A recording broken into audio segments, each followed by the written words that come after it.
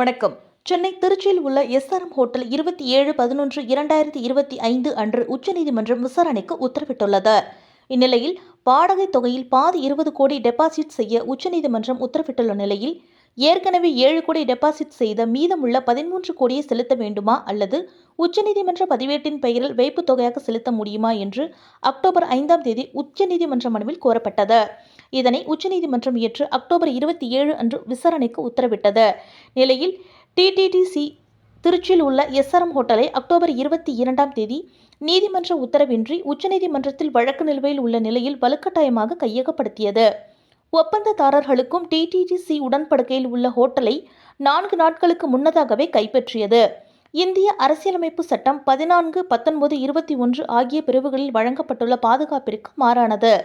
நியாயமான நடைமுறை மற்றும் சட்டத்திற்கு உட்பட்ட செயல்முறைக்கும் ஆக்கிரமிப்பாளர் உட்பட அனைவருக்கும் தகுதியானவர்கள் திருச்சி எஸ்ஆர்எம் ஹோட்டல் உயர்நீதிமன்றத்தையும் உச்சநீதிமன்றத்தை அணுகியது. இந்த ஒற்றை அடிப்படையில் மட்டுமே மறு ஆய்வு அக்டோபர் 27 உத்தரவிற்கு பிறகு மனுவை தாக்கல் செய்துள்ளனர். டிடிசி காவல்துறை உதவியுடன் திருச்சி எஸ்ஆர்எம் ஹோட்டல் கையகப்படுத்தியது அரசியல் அமைப்பு சட்டத்திற்கு எதிரானது. சீராய்வு மனு விசாரணையில் உள்ள உச்சநீதிமன்றத்தில் 3 மூத்த நீதிபதிகள் அமர்ந்து 2 நீதிபதியின் அக்டோபர் 27ஆம் தேதி முடிவை மறு ஆய்வு செய்வார்கள் என்று உச்சநீதிமன்ற மூத்த வழக்கறிஞர் சையத் அகமது சவுத் அவர்கள் கூறினார்.